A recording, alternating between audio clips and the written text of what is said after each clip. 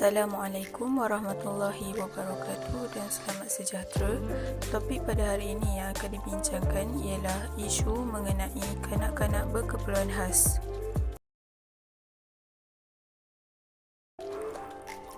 Isu sokongan daripada pihak pengurusan dan pentadbiran sekolah adalah sangat penting dalam sesebuah sekolah. Program pendidikan khas integrasi memandangkan pihak inilah yang paling hampir dengan program pendidikan khas.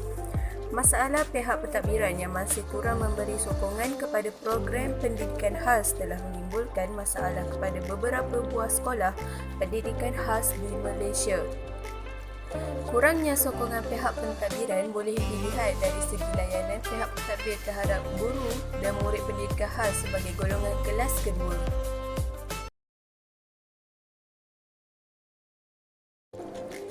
Kekurangan peruntukan kewangan juga menjadi isu bagi kelas pendidikan khas untuk menambah baik dari aspek prasarana, fizikal, peralatan dan kemudahan terutama bahan bantu untuk mengajar.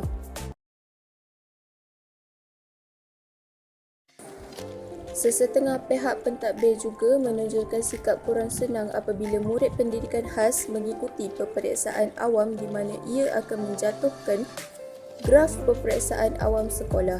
Berhubung dengan isu murid bermasalah pembelajaran menduduki peperiksaan awam, ada dalam kalangan sekolah kurang senang akan keadaan tersebut.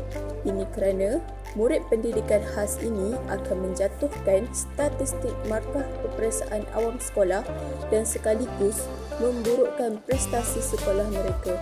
Oleh itu, murid pendidikan khas tidak perlu mengambil peperiksaan awam memandangkan perkara ini juga tidak wajib untuk mereka.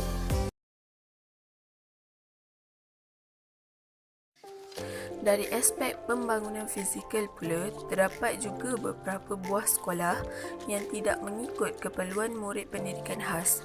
Isu ini juga boleh dilihat pada sekolah-sekolah lama dan juga pembukaan program pendidikan khas semata-mata untuk memenuhi keperluan pertambahan murid di sesebuah kawasan sekolah tersebut. Secara fizikalnya, program pendidikan khas integrasi boleh dilihat dari segi masalah ruang.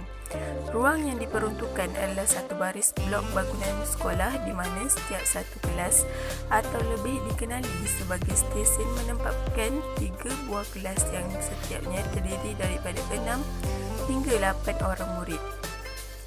Bilangan murid dalam satu stesen adalah kurang sesuai dan agak sesak bagi murid pendidikan khas bermasalah pembelajaran yang mana di antara mereka mengalami masalah hyperaktif, ADHD dan bermasalah emosi. Murid-murid seperti ini memerlukan satu ruang yang agak luas bagi membantu mereka dari segi perkembangan emosi serta perubahan tingkah laku mereka semasa proses pengajaran dan pembelajaran. Ruang yang terhad sedikit sebanyak membataskan bukan sahaja pergerakan murid, malah pergerakan guru itu sendiri. Batasan pergerakan ini tidak memberi ruang dan peluang kepada murid untuk melakukan aktiviti pergerakan dalam bilik darjah. Contohnya, guru ingin membuat pertandingan secara berkumpulan dalam menyiapkan latih tubi matematik di papan putih. Aktiviti seperti ini bukan sahaja menyeronokkan murid kerana murid perlu bergerak tetapi meriah dengan sorakan rakan lain. Bagaimana pula dengan bahan bantu mengajar murid-murid pendidikan khas? Kurangnya bahan bantu mengajar yang sesuai serta boleh mengembangkan kemahiran murid juga boleh menjadi faktor kelewatan penerimaan murid terhadap pembelajaran mereka. Pada kebiasaannya, guru hanya menggunakan pendekatan seperti mana murid kelas perdana cuma tahap pengajaran diubah sesuai dengan murid. Pendekatan latih tubi ini sesuai bagi dalam kalangan murid yang sudah boleh memegang pensel, mengenal nombor atau huruf asas.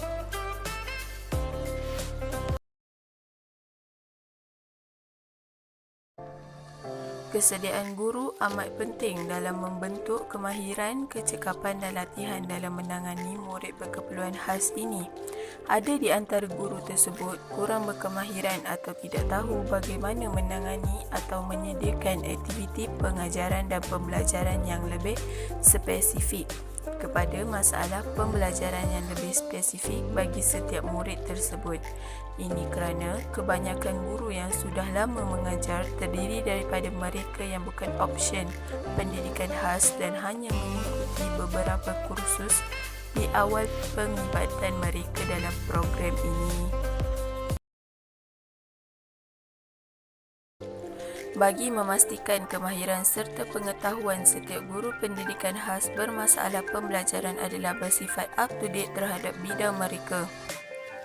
Di samping itu, dasar pendidikan khas yang sedia ada perlu melalui transformasi yang lebih komprehensif seperti mana di Amerika Individual of Disability Education Act 2004. Tidak wujud atau kurangnya perkongsian pintar di antara pihak sekolah pendidikan khas bermasalah pembelajaran dengan pihak bukan kerajaan iaitu NGO seperti The National Autism Society di Malaysia iaitu NASOM, Kiwanis, Seri Mengasih serta pihak swasta yang lain menyebabkan sekolah-sekolah tersebut adalah tidak setanding dari segi kemudahan, infrastruktur serta kemahiran yang mereka miliki. Pihak NASOM misalnya sebuah NGO yang pakar dalam melatih kanak-kanak autism yang pada kebiasaannya alat mereka lebih canggih dan terbaru. Perkongsian kepakaran dan maklumat di antara pihak NGO dengan Jabatan Pendidikan Khas atau Jabatan Pelajaran Negeri boleh membantu dalam mengurangkan masalah kekurangan pakar serta kekurangan bahan mengajar di sekolah-sekolah khas. Perkongsian secara berterusan ini juga perlu bagi pihak sekolah atau Jabatan Pelajaran Negeri mendapatkan maklumat untuk memberikan alternatif kepada ibu bapa dalam menempatkan anak-anak mereka ke pusat latihan di NGO. Ini kerana terdapat beberapa ibu bapa hanya melihat sekolah-sekolah kerajaan sebagai tempat untuk mereka menyekolahkan anak mereka sedangkan anak mereka memerlukan lebih perhatian serta terapi pertuturan atau pergerakan.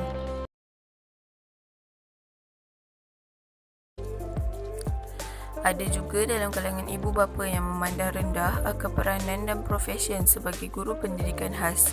Sikap sebegini akan memburukkan hubungan kedua-dua pihak dan secara tidak langsung akan memberi kesan dalam proses pengajaran dan pembelajaran kerana secara psikologinya guru akan mula kurang bermotivasi dalam pengajarannya. Justeru itu, kedua-dua pihak iaitu pihak guru dan juga ibu bapa perlu bersikap profesional akan peranan masing-masing dan perlu ada give and take. Sekian sahaja daripada kumpulan kami. Assalamualaikum warahmatullahi wabarakatuh. Terima kasih.